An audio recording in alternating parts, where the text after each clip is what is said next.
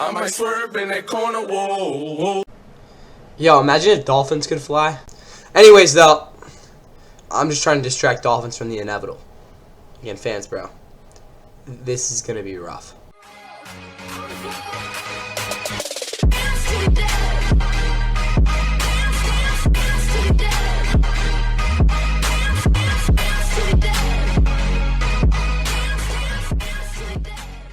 And with that, what is going on, guys? Welcome back to the NFL. Please like and subscribe. Hope y'all are ready for the Miami Dolphins. Yeah, it's their time.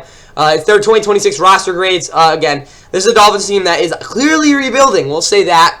Again, after trading Jalen Waddle this offseason and getting rid of Tua, getting rid of Tyreek Hill, getting rid of all that flash and glamour except Devon Achane. Feel bad for him.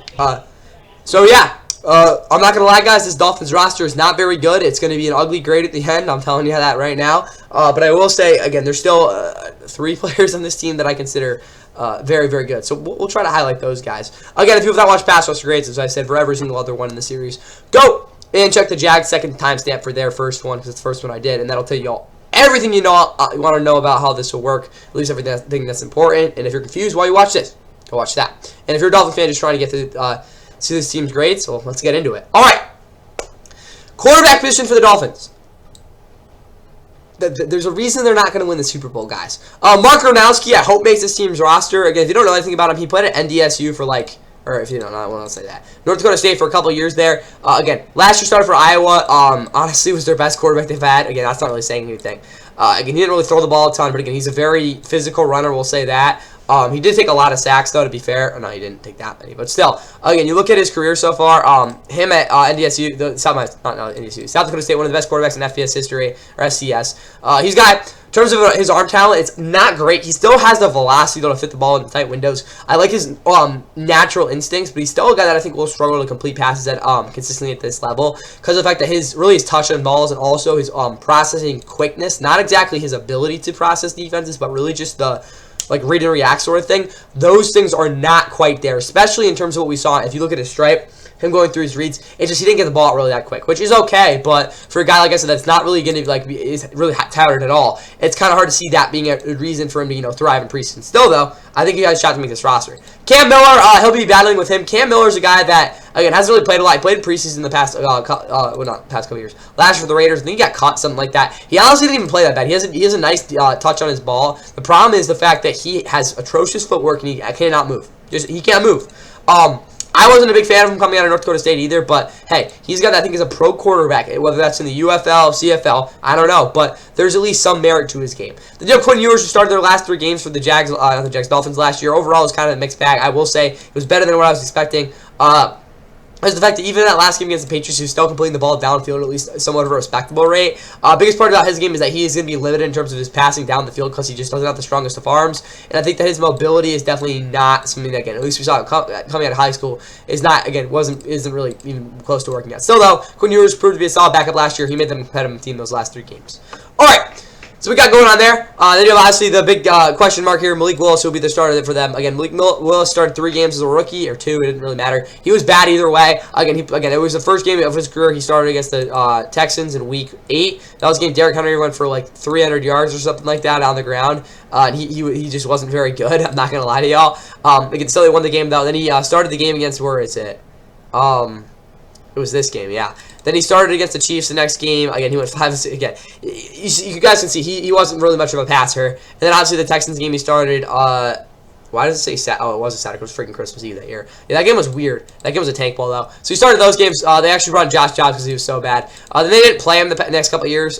He just didn't play at all in 2023. And then 2024, Packers, he filled in a 2-game start. I think it was against the Colts and then against the Titans. He played very well in both those games with Jordan Love out with the ankle issue. Then last year, obviously, started the game against the Ravens, which, again, it was really a running gun offense, to be honest with you guys. He didn't really have to make a ton of big-time reads, but still is a guy that has proven, at least as of last year, to at least be able to process somewhat well and kind of be able to, at least figure out how to layer a ball through different windows. Also, anticipation is definitely there. I like his overall aggression. It's just the fact that he's not a guy I really look at as a guy who can consistently be able to move you up and down the field and kind of run an offense that is specifically tailored to manipulate a defense. And that's what offenses that are good do. So, every offense, unless you're just that good like the freaking Eagles have been in the past. But still, from Malik Willis, Big question mark there, obviously, and the rushing ability is definitely there. So we'll see how him and HN go. But for me, this quarterback room is still a D. Again, I'm not very confident in Malik Willis. I hope he does well, but he's more or less a bridge quarterback. So that's going to be 10 points a quarterback, which I think is honestly pretty fair. It's just like, when you look at this group, you're like, again, he's a question mark, and he's not a guy that I really think he's going to raise the level of play of this team too much. Still, though, he's at least something that's better than some other teams have. So that's good. That's what I have at quarterback. Let's move into the skill positions now. Oof, I don't even know where to start, guys. I got to be honest. This is a rough skill position group. We'll get to these guys and like how you come to saying this is your receiving core for 2026. But anyways, at running back, Devon Achane is obviously one of the most explosive players in the league. He's a track star. He's a absolute monster. He led the league in yards per carry last year. Well, he hasn't been the guy who's again had as many volume explosive plays. He's still got that consistently breaking runs of 10+ yards all the time. Receiving, while he didn't have 87 targets or 78 receptions like he had in 2024, still is a very capable guy there. I don't want him just to be a dump-off guy in this offense, though, because he might as well be their #1 receiver, too. But yeah, Devon Achane, he's very patient. He's very good at nifting through holes. His tackle, he doesn't break tackles at a crazy high rate because of his build, but still, at 5'9", he's probably the best guy under 5'10" in the NFL. Devon Achane's an absolute monster. After that, it's kind of like, yeesh. Jalen Wright, last year, honestly, was better than his rookie season, where he honestly sucked. But again, the biggest thing with his game is that he's a very stiff runner that runs upright. That's a very hard thing to kind of see working out. But I will say that upright does at least come with some sort of benefits in him kind of being able to over-anticipate angles, which is not a bad thing for what he's going to be able to do. And he did show at least some burst last year in terms of through the hole. So we'll see how that works out for Jalen. But I think he could be a solid backup this year. Again, it's just a question mark if again he can maintain that sort of level, that type of play. You have Ollie Gordon, who I mean he had the ball in the red zone. We'll say that, but he still didn't really look a ton better than what we saw at Oklahoma State in that last year. So hopefully he's better this year. But I don't really expect a ton. You have Donovan Edwards, who is cooked. Yeah. Again, he had that year with game against Ohio State back in 2022. Ever since, it's kind of been downhill. So, for this running back room, though, I'll still give it an A-. The biggest thing with the reason that Devon Achane isn't going to get a true A is while he is a guy you could definitely argue is he's probably top 10 back. The depth isn't really there for me to kind of warrant that, and also, I can't just give him an A. I gotta give him an A-. Again, he's very good, but the depth isn't really there. And again, like at some point, like he's gonna no, screw it, we'll give it an A. Devon Achane's that good. 33 points. That might be a little bit overzealous, but hey, he deserves it. Well, let's think about it. Who are the 10 backs better than him?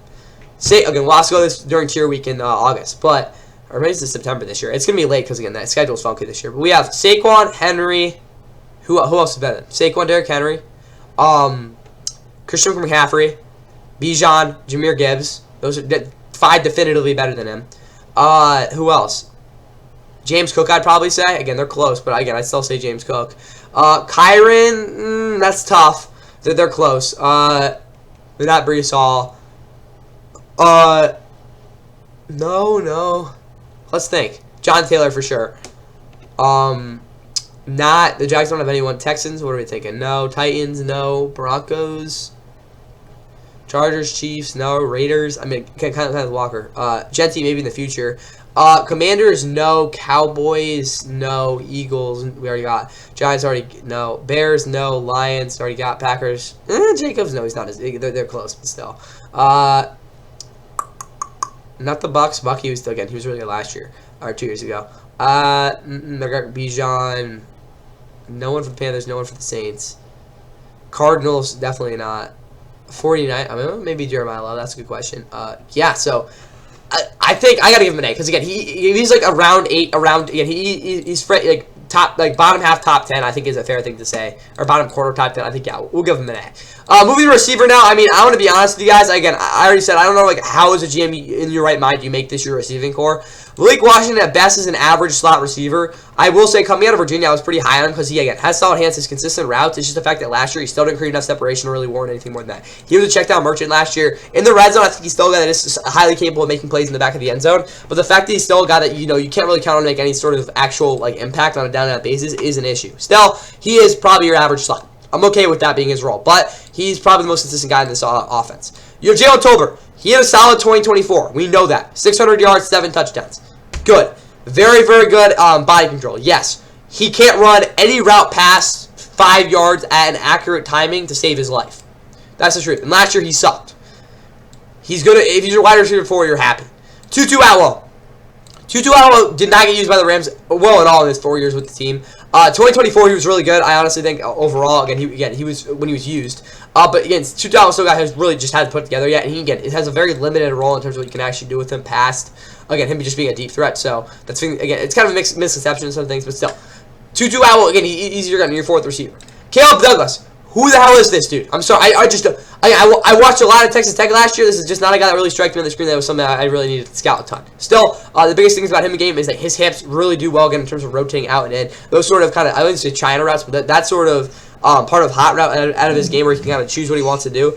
He's actually good with. He reads zone well. But the problem the big problem with him is that he isn't consistently catching the ball and really no threat down the field. Chris Bell, this guy I like a lot out of Louisville. Some people don't like him because I think his route tree is definitely a little more limited, but he's a physical guy that's going to break a lot of tackles. He's probably the one guy in the receiving core that I have at least some confidence in, but still, it's going to be hard for him to really get going with Malik Willis with his game. And then you have Kevin Coleman Jr. of Missouri, who is a absolute scrub, so keep that in mind. Theo Weiss Jr. had a long touchdown last year. That's about it, though. Taj Washington is a complete scrub as well. I mean, like what are we doing with this guy, guys? But still, that's kind of what we have going out at receiver here. Jalen Reagor, who knows, and then Terrace Marshall, both those guys that were good in the past. Like, Terrace Marshall coming out of LSU is supposed to be some, great player. He had a really tough first year with the Panthers. 2022, I guess he was better, but, yeah, yeesh.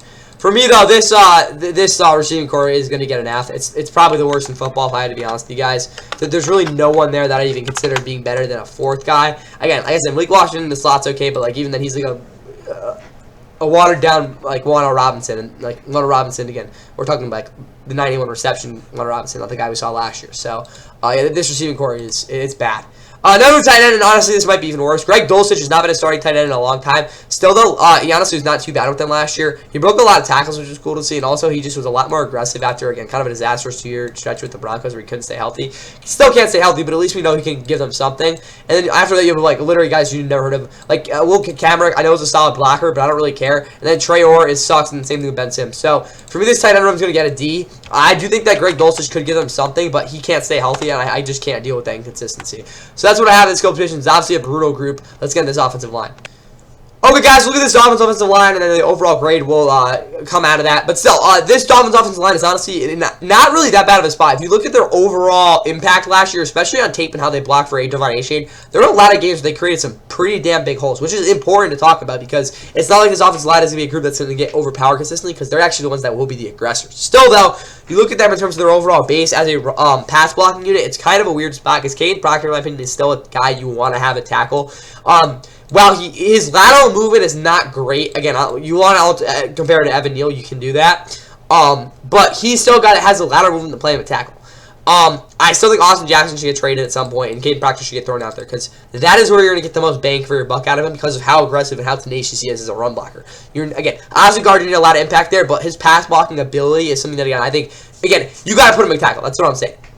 But for Patrick Paul, again, he actually had a really solid season last year. Again, as a rookie, he was some injuries things, and he really wasn't that great. But last year, he anchored really, really well. I think he might have only had a pressure a game, which isn't that bad at all. And there were definitely some games where he was completely locked in again. It was kind of an overall progression from the season. But yeah, Patrick Paul is definitely a solid tackle. So again, I can understand that process. Jamari Sallier has been decent in the past for the Chargers, but I mean, again, he's a guy that's a backup. We know that. Again, he can play all over the O-line, but still, he's not a guy that's really going to be particularly great in anywhere. Cade Proctor kind of already went over. Aaron Brewer's probably the best run blocking center in football right now. He was the best run blocking center in football last year for sure. I think there was really only one game where he wasn't consistently blowing up the middle of the play. So give that to Aaron Brewer, bro. He's an absolute monster. Pass blocking, he's okay. But you're not really gonna ask him to do that. Don't get absolutely destroyed. Andrew Meyer, never heard of this dude. Good for him, I guess, because niche obscure dude. Jonas Salvania, he has really bad technique. I do like his first punch, though. It's powerful to kind of overcome that. As a run blocker, he kind of washes things out, which is okay. But yeah, Jonah overall for me is probably a little below average. Then you have Josh Preeb, who is not good. We'll just say that. Austin Jackson kind of had a precipitous drop in production. Again, 2023 he was really good. Again, really the big thing with him was you drafted him in 2020 to be Tua's blindside guy because again he is a right tackle and Tua through lefty, which honestly worked pretty well. He's definitely a soft blocker though. You don't want him to be a guy who has to consistently meet guys at the point of attack. Still though, he's been an average player. Again, really is a floor for a while, but still last year wasn't very good. Charlie Heck, I've seen him get beat too many times to really talk about him that much, but still. Overall, this offensive line has a below-average right guard, Still not that bad. Austin Jackson's kind of like in a weird spot. Aaron Brewer's elite. Cade Proctor should be really good. Patrick Paul's really solid. For me, this O-line's going to get a B-. I think it's actually not that bad at all. It's just the fact that, again, you don't really have, again, much continuity there, and that can definitely lead to some issues. Still, though, run blocking-wise, they should be in a good spot. And if we had this up, Jesus, 33, 4, and 14, that's going to be a 61-point offensive dent. Jesus, where is that putting them? That's going to be in the D- here. I'm going to give them a D. I don't think a D- is fair. Give them, like a straight D. Let's say a D-. This offense is going to have a rough year. You have a running back that will be very explosive this season, and you have an offensive line that can block for him. Supposedly. Which is good. But again, there's no continuity. There's not a ton of continuity in the offensive line in terms of what we're actually going to see. And I also think that, again, the fact you don't have a quarterback that's going to consistently move the ball up and down the field, a tight end that can't stay healthy, and even then he's the only guy there, and a complete freaking shit core of a receiving core. It's kind of hard, or shit backs for a receiving core. I got to give them its D-. Again, this offense is set up to fail. Still, though, there's at least some talent. And now we go to the question on this defensive side of the ball as we address this front seven. Is there talent here? I think overall they did do a decent enough job to address, again, their main needs. Still, though, this defense is rough. We'll start out with the linebackers, which, again, thankfully they run a 4-3. With Jordan Brooks, he was a first-team All-Pro last year. In coverage, I think he maybe gave up like 4 actual legitimate big plays, again, of like 10-plus yards. He was very, very cognizant of what he needed to do, which was a big issue with him in Seattle. There were definitely some plays where he gave up just, again, huge chunks or just was an easy picking. Last year, that was not the case, especially in these flat routes. He did a really good job and had a lot of due diligence making those tackles. Also, I think he missed like 3 tackles last year. He was legitimately the best tackler in football last year, and he still had solid blitz capabilities and still made a lot of big plays. So that all encompassing into a guy that was a first-team All-Pro, which he deserved to be, and on tape just simply really didn't have a bad game the entire season. Jordan Brooks is, again, I think he's a high-level linebacker. Is he an elite, true, like, top 5 guy in the league? I don't know, because, again, of how kind of, like, outlierish his season was, not in terms of the production, but in terms of what we saw in consistency on tape. That sort of part of his game is something that, again, I don't really think is sustainable. Still, though, he was, like, unbelievable last year. He's legit. Jacob Rodriguez, the big question mark for Jacob is, can he take this level of production into the NFL from what we saw last year, again, where he was the best linebacker in football, in college football, but also still not be too much of a liability in coverage, and still kind of warrant him being again, out there every game. For that reason, again, it's just kind of a hard question to have. Jacob Rodriguez, though, should be a productive guy in the league. We know that. Tyler Dotson, very solid defensive, not defensive tackle, freaking, what am I saying? Linebacker, there we go. Again, 5 sacks is not really too usual for him. I think a lot of his pressures were kind of straight up manufactured by the fact that he's in a defense where he, again, can be able to do that. But again, you look at a guy like Tyler Dotson, you're basically asking him to be a good range guy in coverage and still be able to, play the line with a lot of aggression. So that's a tough place to be in. He does do a really good job with it. But overall, he's a solid guy. You have Ronnie Harrison behind him, who's actually not that bad a player at all. Again, if you remember him with the Browns, he was an absolute dog. Went to the Colts, didn't really stay healthy. Then with the Falcons last year, kind of revived his career in some ways, still couldn't stay healthy. But this guy's an absolute dog when he's on the field. In coverage, he's going to get beaten, man. But again, if you don't have him there, look out. Then you have Willie Gay. He's been an average guy throughout his career. Last year with the Dolphins, it was kind of a mixed bag. They had him as a backup because of the fact that in coverage, he simply just got absolutely roasted in 2024. But I still think he's a guy you can put on the field and kind of get away with some of those coverage issues. Then you have Trey Morrow, I think, we'll see if he makes the roster out of Texas. He's a solid guy just because of the fact that he has very, again, innate traits. It's just the fact that there's not a lot of, impact you're going to get out of him. Then you have Kyle Lewis. I don't know why he isn't at safety, but he'll probably be their gadget, obviously. He's played, basically a linebacker who can play safety. Elite coverage traits coming out of the draft with kind of flawed instinctual habits against the run, and also his eye discipline is definitely bad. But still, Kyle Lewis is a beast. For me, this linebacker core has got to be like a B+. You could argue pushing an A. Honestly, I'll give it an A-. I like where this linebacking core is at. Well, Willie Gay, it's going to be a tough bet to say that Willie Gay is going to be an average, is going to give you, again, solid production at that sub-linebacker position. But again, Tyler Dotson's really good. Jordan Brooks was really a first-team All-Pro last year. I got to put them in the H here. I just have to. Again, it was stupid not to. So 30 points there. Well, I think it's a little bit over 8. Now with the D-line.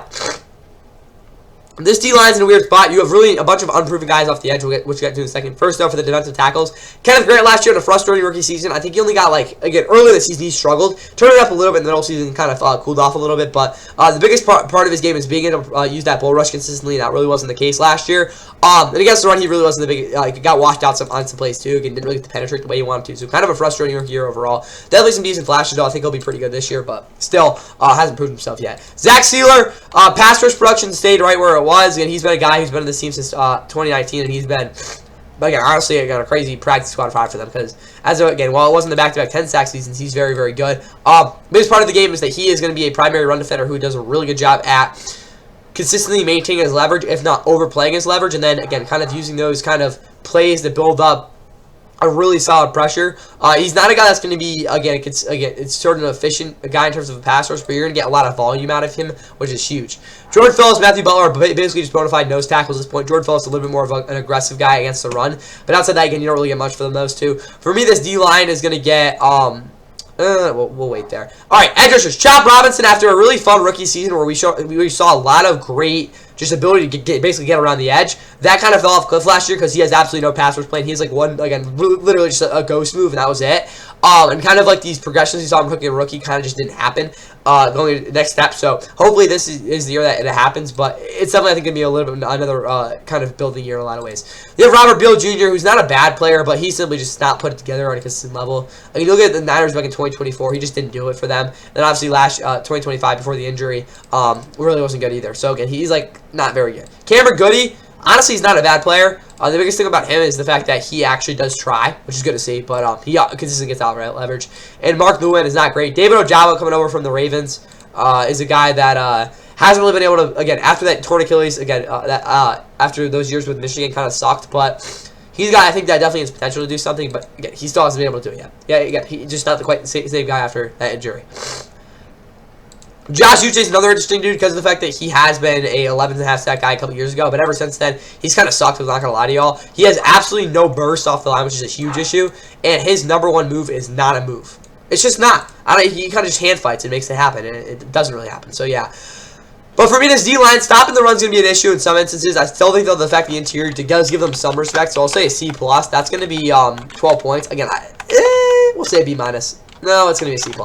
That's what I'll say there. Pass rush is going to be a C, because really the only guy you can rely on is Zach Sealer. There's not much depth there, and the fact that your backups just aren't really there is an issue. Chop Robinson is going to be a below-average run defender going down and down. Josh Uche will definitely be that. Kenneth Grant's like really the calling card there. Zach Sealer's been an above-average guy his entire career. He's really the one guy in the C-line that will kind of support everything, but he's not that good to really make too much of a difference there, or really be able to uplift the defense. So 20 points there at the pass rush as a whole. It's just not very good. Now let's get into the secondary, which has a lot of questions. Okay, guys, moving into this secondary for the Dolphins, it's honestly pretty terrifying in my opinion. First off, with corner, we'll start with Chris Johnson, was their first-round pick. This guy was kind of a victim or a product of, the NFL draft combine sort of process. For me, it was my quarterback 15 on the board, and he was drafted in the first round. A lot of people like the rise of him because of the fact that, at least in main coverage, he did show some pretty good, dominant capabilities there. But the problem with me is that he still doesn't have the hips right now, and also he does not break on the ball really at all, and that will always lead to receivers in the NFL. Again, quarterbacks, wide open windows. He'll get picked on time and time again, and also he's not a guy that's really quite disciplined enough to, I really think, kind of overcome some of those issues, because he will get beat deep when those short routes become a lot more consistent, and he's like, what am I supposed to do? So, Chris Johnson, was he a bad prospect coming out of the draft? No, absolutely not, but he's my 15th quarterback for a reason, guys. He's not a guy that I can really trust much of it at all. So, kind of sucks for him that he has this high of expectations, but he's kind of the #1 corner, so we'll see what happens. I hope he does well, but for my evaluation, he's just not a guy I really see being capable of being anything more than a rotational guy. Storm Duck, yeah. He didn't stay healthy last year. He was just injured. I will say 2024, he looked pretty solid, but, he just doesn't play. So, what are we going to expect there? Marco Wilson's a bad slot corner. He gets beat every single play. Darrell Baker's also sucks. Juju Brents hasn't really looked good ever since his rookie season, and then Jason Marshall also sucks. This quarterback room for me is going to get a D. Again, it's just a lot of uncertainties, and I just don't really like where it's going. Now go to safety. This group, I guess, is a little bit better. Dante Trader is a guy that I think could definitely be a solid player in the league. He was very conservative last year. I think it was a good approach for him because of the fact that he really didn't, doesn't have the instinctual capabilities, consistently be a guy you can just see jumping routes here and there. I will say underneath, though, he was pretty aggressive, and I did really like his ability to make plays in the open field. And also in coverage, he stepped up big time for them, so that was good to see. But still, Dante Trader is not a guy who's going to be, again, too crazy for you. Lewis Moore out of Indiana is going to be a fun guy to watch. The biggest problem with him is that he just legitimately can't play man coverage. He'll either get knocked off the route or he'll try to anticipate something and it really won't work out because he doesn't have really the acceleration or the juice out of a break to kind of make plays off of it. Still, though, he's definitely going to be an interesting guy. And you also have Lonnie Johnson Jr., who's kind of been this, rotational, solid depth guy, but he's not really a true free safety. And you have Zane Anderson and Michael Taft, who probably will be working out there. Michael Taft, 5th-round pick here. He's going to be a good run defender for them, but also similar. He doesn't let the coverage instincts to really be a guy you want to consistently putting on the field. Still, though, this safety room is definitely a little bit better. I'll probably give it a C. We'll say D+. It's still not great, but there's at least, like, something going on there. So we'll say that, and if we add that up for this defense, that'd be 30, 12, 20, 4 and 9. That's gonna give them 75 points for this defense, which will put them in the D tier. I think it's probably a D. The biggest problem with this defense is the fact that, well, again, like I said, the linebacker core is definitely interesting. We'll say D+.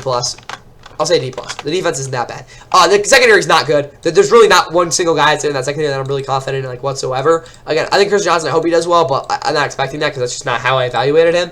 And the D-line itself is just kind of weak. So, a D+ there. There's at least Zach Sealer, though, if you're really that.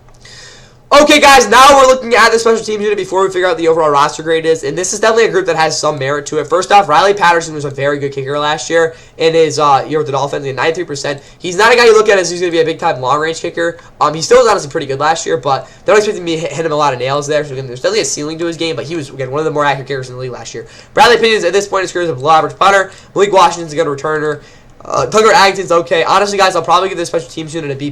I like where it's going. They were actually a really solid group last year. It's just the fact that I think that, again, Bradley Pinion not being a great punter kind of at least capsule what they can do in a lot of ways. Still, though, it's probably one of the best parts of their roster. All right, depth of this team. Quarterback depth, I'd probably give a C+. You get or we'll say a B- with Cody Ewers. Running back depth, I'd probably give it a C, so we're probably at a C+. There. Receiver depth, I'd probably just honestly give you guys an F. So, we'll just say we're at a C. Tight end depth is an F2, so we're probably down to a D. Probably D+. O-line depth as a whole is probably a C-, so we'll say we're still at a D+. Interior D-line depth, at least like pass rush-wise, you're not in the worst spot. Again, like Matthew Butler can do something, but the biggest problem is just they're just not very good. So what are we gonna say? C-.